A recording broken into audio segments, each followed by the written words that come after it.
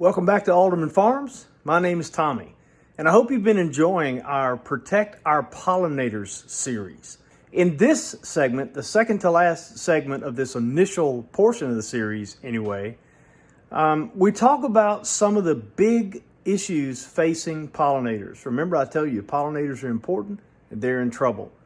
But we don't want to be doom and gloomers. I don't like being doom and gloom. I want to look for opportunities to be optimistic. And so in this segment, Jolene and Sarah and I are going to talk about some of the big issues that may seem to be so big they're out of our hands, but maybe they're not. We're going to talk about actions that you can take, that I can take, that we can take together, perhaps to help our pollinator friends. Let's jump into the discussion now. All right, so ladies, we've talked about our personal responsibility to lessen the use of chemicals and whatnot. But many people live in areas where their county governments, their city governments, in an attempt to control malaria or something. I'm sure it's a well-intentioned effort, but they spray these massive areas of, they either. I remember as a kid, I lived in a city in Louisiana, and you could hear the mosquito truck coming down the road. I know in certain areas there are aerial sprays. For that matter, I know that if we live, nobody around here agriculturally sprays. We don't live in an immediate area anyway where there's like big agriculture, but in other places in our county, there is big agriculture. And so if you happen to live right next to a large agricultural enterprise, you can't control what they spray. And pollinators don't know about boundaries. And so the pollinators may live in your pile of leaves, but they may be flying over to your neighbor who had just sprayed his crop with all this kind of stuff. What are we to do?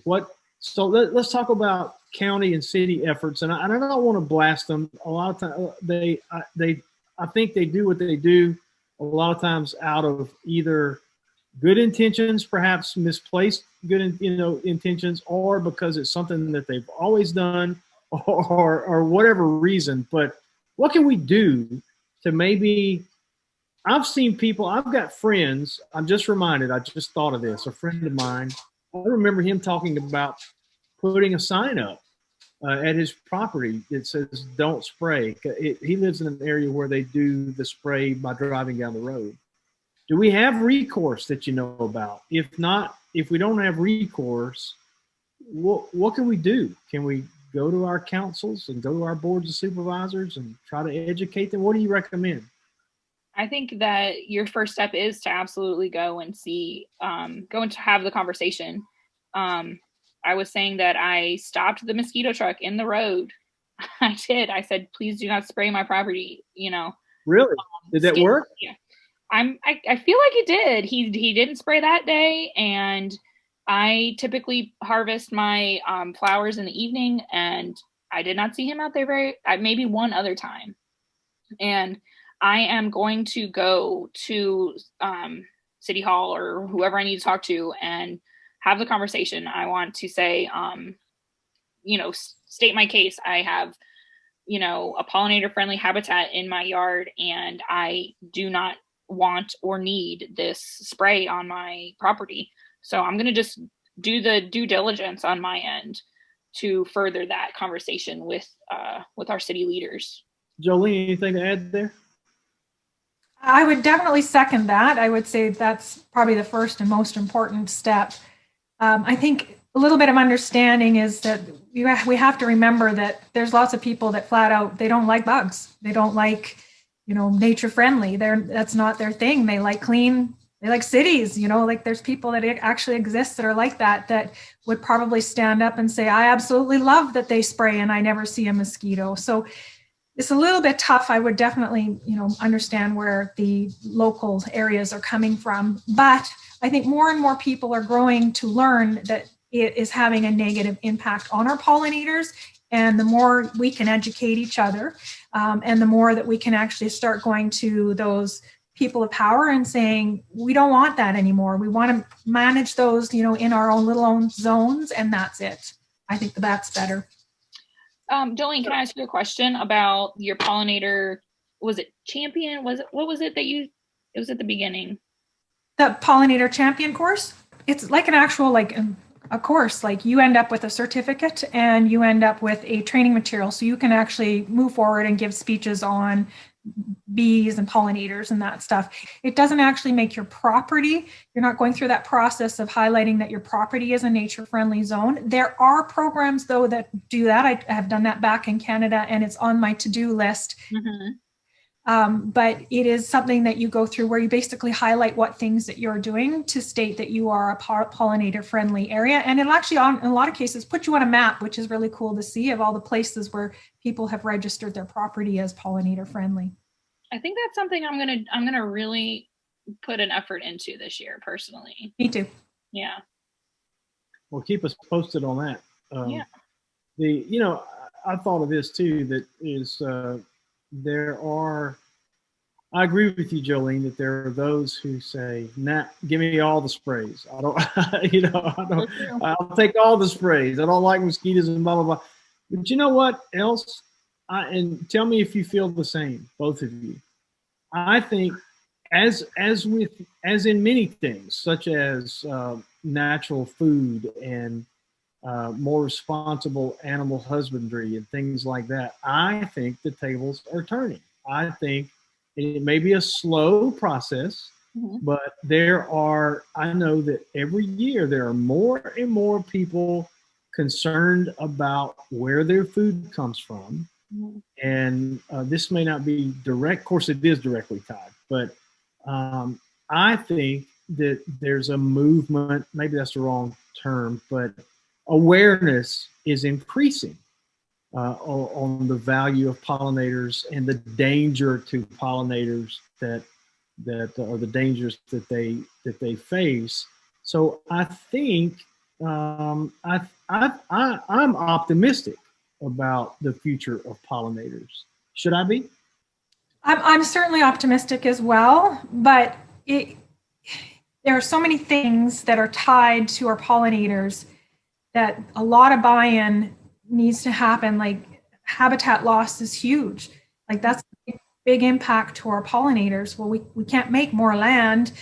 We've got to be better users of it. And 2% of the United States, I think, is green lawn, and we pour chemicals and water all over those green lawns. And don't get me wrong, I know there's lots of people that love their beautiful lawn. My husband loves mowing his little patch of the lawn, but those things are dead zones to our pollinators. So it's going to take an awful lot to get somebody who's like, I don't care about bugs, to switch from I don't care about bugs to, okay, I'm going to let my grass grow a little bit more and let those plants start to come up, or I'm going to plant native flowers. But I agree with you, and I am also optimistic in the fact that I think it will happen.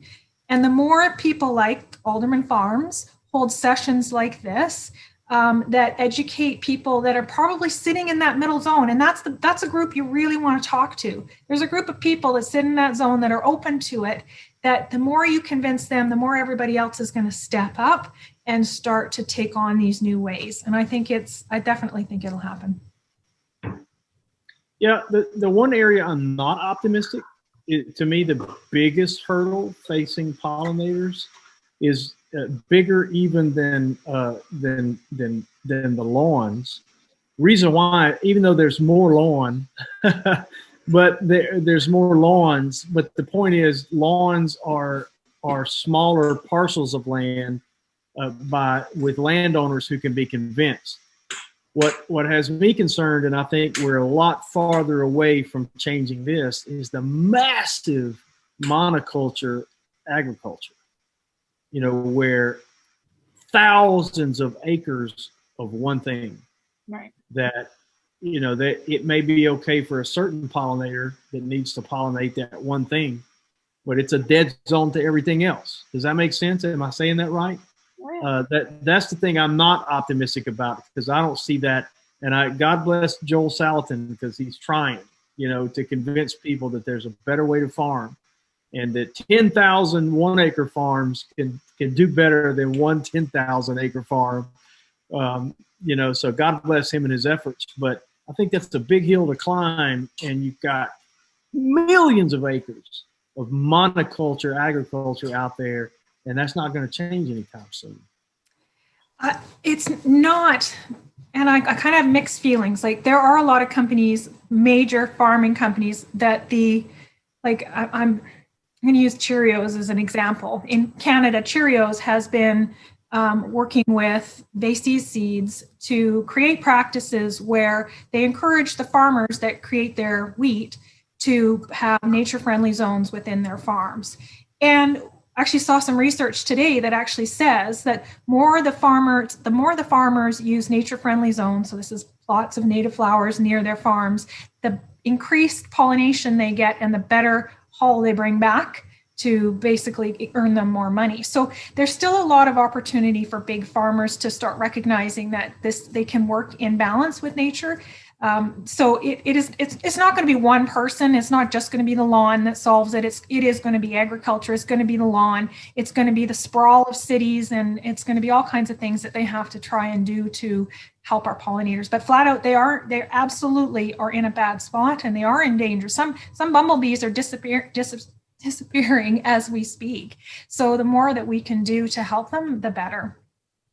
And it's really changing that what we've always done attitude and mindset. Something that I kind of, and I don't know if we truly have touched on it in this conversation, is the knowledge that's kind of being put out there about honeybees being like, that's the cure to the pollinator problem, is more honeybees. Get you a honey set up in your yard. It's going to help with pollinators. And that is not the answer to the question, the only answer to the question. And honey's great, but it has its downsides as well, having just honeybees as your only knowledge about pollinators. And just, I think what's the big takeaway here is the diversity that is needed to sustain all kinds of things in this overall general topic of food and earth stewardship. So the mono thing has to leave. It has to exit stage right or left or wherever. Well, I'm actually a little less pessimistic about the monoculture agriculture. After Jolene, you hit on something that, I believe in capitalism. I don't want to turn this political, but I believe in capitalism. And the profit motive is one of the strongest motivations known to man. And and it's right.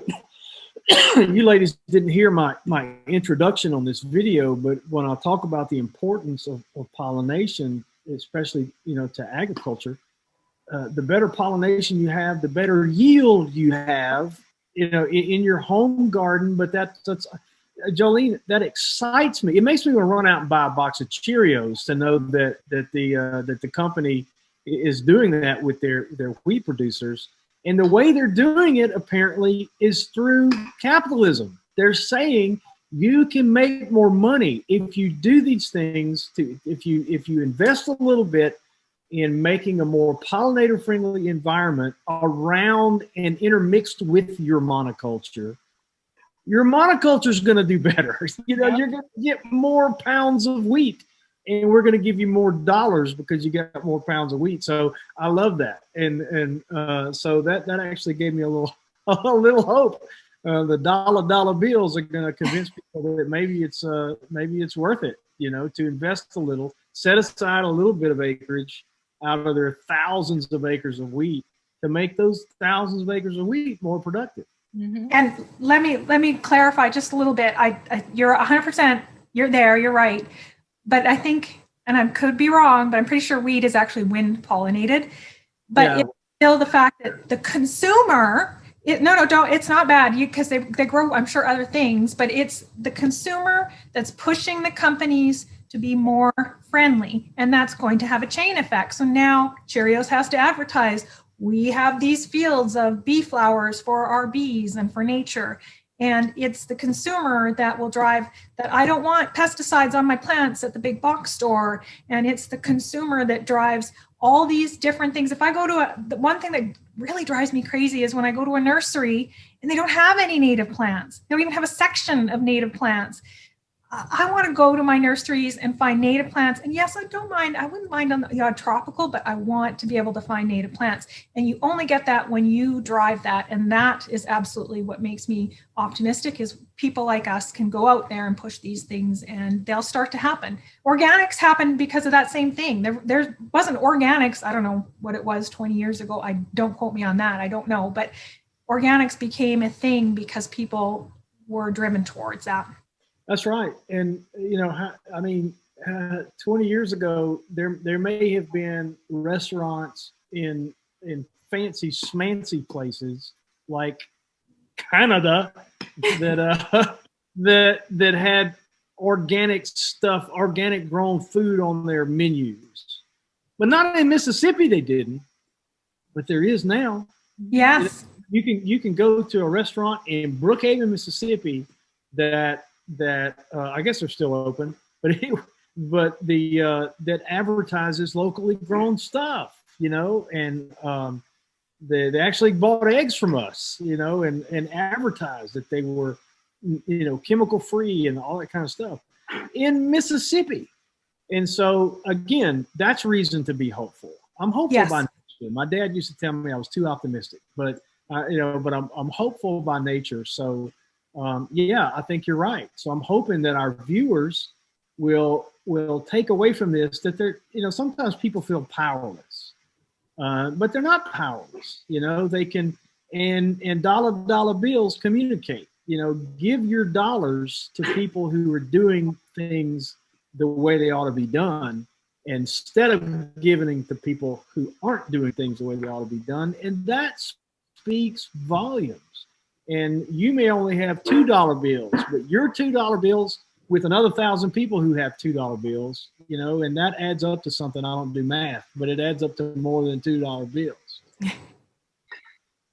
Okay. Oh, ladies, this has been an amazing discussion. I feel like we've been around the world. We've covered a lot of stuff. I'm going to probably go back and watch this myself and take notes. Can't wait to be able to look in the description. That's not there yet, but will be when this video's up, that has all these great resources and links and things. Anything you would want to say by way of wrapping up or recapping, or give us one of those, if you take away one thing kind of deal? Jolene, what would you say in sort of a little brief wrap up as we get ready to close out? Well, what'd you think about that? Did you learn anything new? Tell us in the comments. Have you taken any action to protect your property and the pollinators on your property? Let us know that in a comment. Or also comment this if, say, look, I'm going to take action to protect pollinators around my area. Let us know that. That would be very encouraging.